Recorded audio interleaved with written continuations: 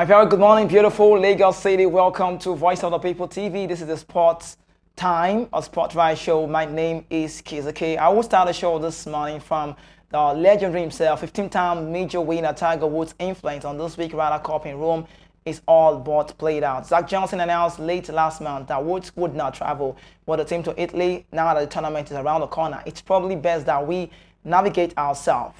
Coming from Zach Johnson on this man, and said this on Monday.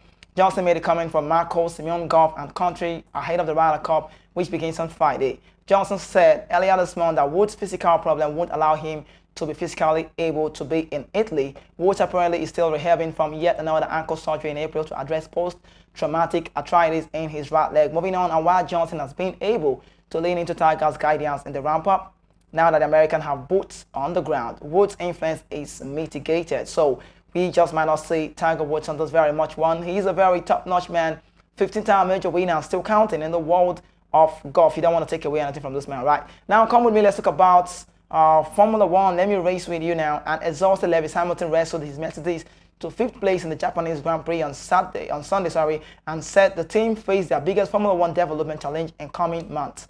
Talking about Lewis Hamilton right now, the 7-time world champion who has not won a race since 2021 is now 38. Said he was fighting hard to the team to finish second overall, but just major improvement had to come next season. Yeah, I feel Lewis Hamilton for me is really going through a lot. Hamilton managed to finish ahead of Ferrari Carlos Sainz, but was beaten by Italian team Charles Leclerc and both McLaren. Teammate George Russell finished 7th.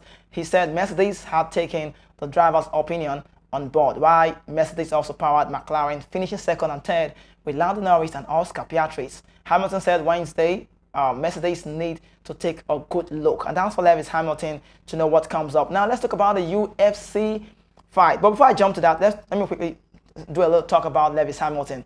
I feel like he's going through a lot. I wouldn't want to say trauma, right? But I think he's been struggling over time. We want to see the Lewis Hamilton we know. He's yet to make it 8 champions for himself. He's got 7. Yet to make it 8 officially right now. So it's been like the life of these young lads who have come to the game has transformed. I've placed the game in a transitional way where we've seen the Carlos Sainz, not long we celebrated that man on the show, and also Max Verstappen keeping it right at the Japanese Grand Prix. For Lewis Hamilton, he needs to work extremely hard to get out there. Now let's talk about the UFC, a fight that I would not support for my kids to do. I'm very dicey one.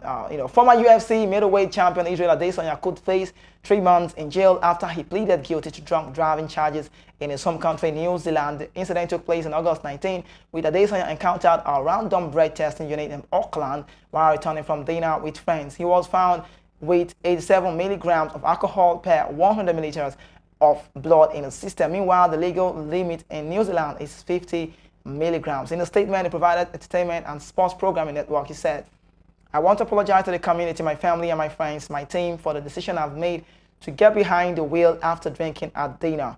I am disappointed with my decision to drive. It was wrong. I know that people might follow me and want them to know that. I do not think this behavior is acceptable," according to report late on Sunday. He said he could face up to, $2.680 fine. That's just for it on, and after 3 months in jail, he will be back in the court on January 10 for sentencing. Born in Lagos, Israel Adesanya, Nigerian international, the former kickboxer is considered among the greatest MMA fighters ever, with a record of 24-3 with 16 wins by the knockout. I talk about this guy, and I would not forget the fight he had with Strickland. I felt like he didn't prepare so well for me on that fight. But you don't want to drink and drive. Drive and drink. I mean, it doesn't really tally. It doesn't work in any way. You don't want to do that, not even in a European country. We don't want to see, not about me not wanting to see that. It's not done. So like he said, I feel like he has accepted his flaws, and it's okay that he comes to say, yes, I'm sorry to family, friends, and a whole lot of people who are following him. He's got a lot of massive followership via Instagram, and the rest of the X handle as well. But quickly away from the UFC game, let's talk about one man. I love to say he sounds bony, but the defenders are yet to face him. Victor Boniface broke a 29-year-old the Bundesliga record in the Bayern Leverkusen 4-1 win against Heidemir at the Bay Arena on Sunday. The Nigerian international is the player with the most shots on goal, 36 with 5 rounds of games in the history of the Bundesliga. Former Bochum forward Uwe Wigman previously held the record, 25 shots on goal during the 1994-1995 season. Now Boniface, the Nigerian international player, netted twice against Heidemir to continue his impressive scoring spree for Javi Alonso's side. Meanwhile, the 22-year-old refused to attach any importance to the record, claiming he would have loved to score more goals for that whiskey. That's what they call themselves. Now, if you have a 38 shot on goal as a player, you should have scored at least 25 goals. So I don't want to congratulate myself on that. He was quoted. According to report, Victor Boniface have recorded 8 goals and 3 assists in 7 games across all competition for Bayer Leverkusen. That one is great to be celebrated about this young player. Now, quickly, let's talk about a man who I want to talk about, Victor Osimhen. I want to reckon with you now. Victor Osimhen is just, what's the better word to say? He's just one guy that if you say, you would understand how good he has been over time. And he has been the man everybody's really, really talking about. And he had a flea with Rudy Garcia.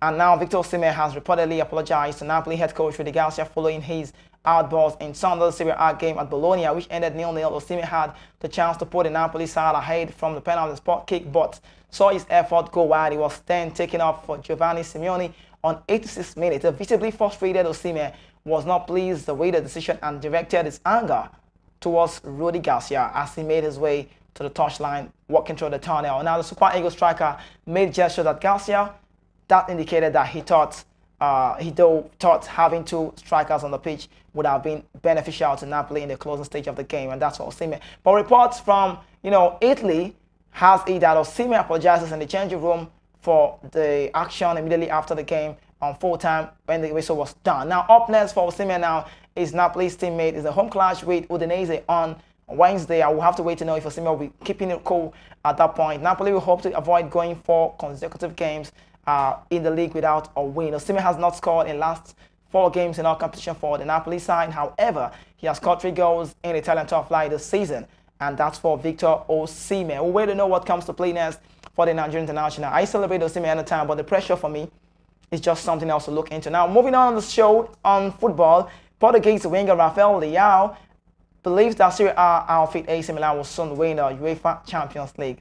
Maybe he's dreaming. It's still possible. A big time.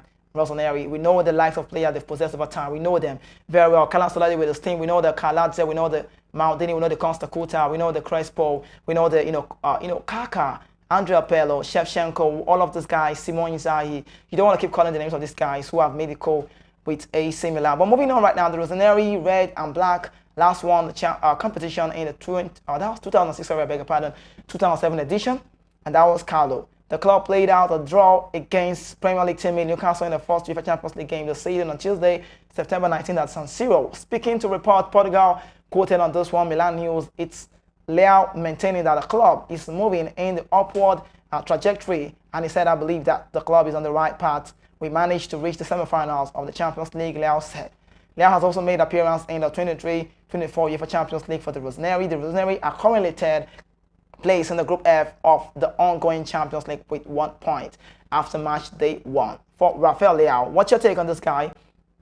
I call him the potential Ballon d'Or winner. Are we ever going to see him clinch on this trophy? Or this is a personal medal for Rafael Leao? He's been an integral part for AC Milan under Stefano Pioli, and the way they play looks very amazing to look out for. I love the pairings and the way they make their team look lined. Now, Stefano Pioli and his team has been great over time. We've seen the like of Calabria from the right side, playing as number 2. We've seen the pairing Simon Kjær, sometimes Chol, sometimes we'll see, what's this guy's name again, Fikayo Tomori pairing. Now there's the Hernandez on the left side. Now the midfield is what everybody want to talk about and reckon with. The way they play the midfield is great. Now, who are the guys in the midfield? They've got Kronic, they've got Reinders, a Dutchman. I've got, what's his name, Ruben Loftus-Cheek.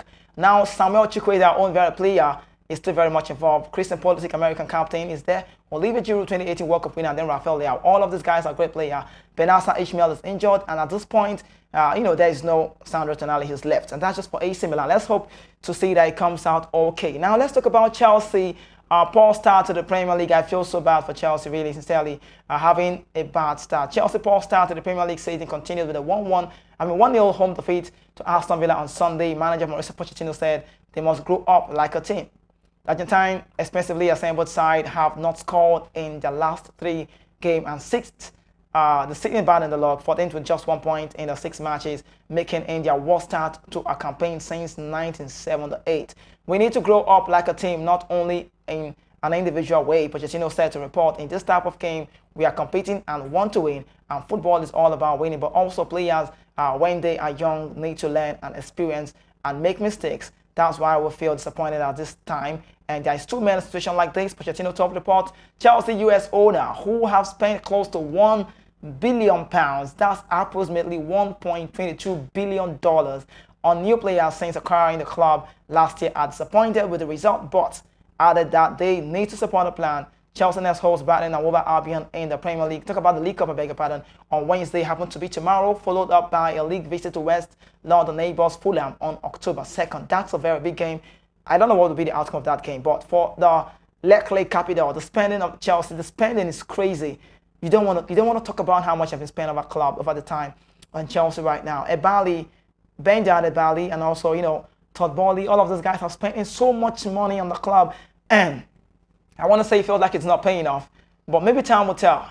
But a friend of mine said, how long are we going to keep waiting? I know of a song that says how long from Lionel Richie for Chelsea. Let's keep moving on the show now, away from that story. Former Juventus and Barcelona midfielder Arturo Vidal has blasted manager Erik ten Hag over his treatment on Cristiano Ronaldo. According to report, Vidal, a Fiore player known as a good guy, winning titles in Germany and Italy and Spain, claimed on a Twitch stream that it was due to about guys being complicated after pushing for a transfer, abandoning his fellow players during a pre-season friendly, and ultimately criticizing the club in an interview with Piers Morgan. Ronaldo's second spell at United ended in a failure, but despite the fact that Ten Hag oversaw some progressive development in his first season at the helm of the EFL Cup victory, Arturo Vidal thinks Ten Hag should take the fall for the collapse of the team. The Portuguese superstar has plundered 29 goals in 33 games for the Riyadh-based outfit. Man United, on the other hand, have had a difficult start to the season. The Red Devils have, won just 3 games across all competition, leaving them 8th in the position in the Premier League log as it stands now. It's funny to talk about this. Arturo Vidal, I don't know what's the connection with the hair, like the bald hair. He said those guys who have got bald hair, there's no hair on their head. Yeah, better word. Bald head, it's really complicated to work with such personalities, and he feels Cristiano Ronaldo did not leave on a good note. And if I ask a whole lot of United fans all over the world, or Nigeria to be exact, you would agree with me right now that they would tell you that Cristiano Ronaldo did not leave in a good note. He's not the only guy who have left in a bad way. We know about David De Gea, who is really struggling right now. He's 33 and is saying to the media, if I don't get the European club coming for me, I just might retire at 33, and I don't want to see that. Jadon Sancho also, for the club as well, right now he's been banned from having a walk with any of the club facility of the first team. So all of this is what manager Ten Hag is really facing right now. But coming from this man, Arturo Vidal, winning man, he has come to say it's about the guys who have got bowed head, and this is so complicated. Moving on to the show now, the remaining 35 minutes of the Klassiker between Ajax and Feyenoord will be played on Wednesday behind closed doors. This is funny. It's funny. We saw the fans riots right there in Ajax Amsterdam when they played at home against Feyenoord. Now the Dutch football club Feyenoord side also were winning 3-0. But the Dutch Football Federation said after the referee abandoned the weekend match due to a flares fired onto the pitch, the KNVB Association said it would have been guarded by the principle that in such cases a match should preferably be decided on the field. Look at the screen again, watch that again. That's about one. We don't want to see stuff like this coming to play. Now the match must then be resumed as soon as possible. Dutch giant Ajax Amsterdam were 3-0 down to Feyenoord after 55 minutes on Sunday as their beat rivals from Rotterdam humiliated them in the front of their home fans, taking an unprecedented first half lead. Some of the hardcore Ajax fans also lob flags onto the top at the Johan Cruyff Arena in Amsterdam. The game has already been suspended twice, and the referee had no choice but to abandon the match. The violence split out on the ground again as furious Ajax fans smashed entrance to the stadium and fought. That's a bad one. They fought against this. And moving on, running battles with mounted police armed with tear gas and disperse the crowd. The ugly scenes of that game represented a new low in the crisis. Moving on, suffered by Ajax Amsterdam, a 4-time European champion. We know the cup winner, struggling both on and off the field. With only 5 points from 4 games, and the 36-time Dutch club are having their worst start to an Eredivisie start since 1964-1965 season. And that's for Ajax Amsterdam. It us know that we have to call it a wrap on the show, but I just would leave now. But I want to share this with you. I did say that on camera. I would have brought that. I think I saw that on my mobile while I had I was just trying to go through her stuff, and I saw Serena Williams' baby. She just might be the new next thing right now. Serena Williams, Jamaica, that's when you want to call them, Serena, Jamaica Williams, and the rest of the Venus, legendary in the game. All of these guys, top-notch personalities, have lived up to expectation during that stay. Now we did see that the young Serena Williams, her baby, is already practicing tennis. So we just might be saying that girl comes to play tennis just like her mom too. So you could say like mother, like daughter. But it does not have to sign out. It's really been nice with you on the show again. Tomorrow we'll come again to give you the major talk points, which happens to be a Wednesday on Voice of the People TV. But please don't go anywhere. More interesting programs coming your way. I still go by the name Kizzy K, and it's time for me to go. If you're not doing it right, you are definitely doing it wrong. Stay safe. Bye-bye for now. Peace.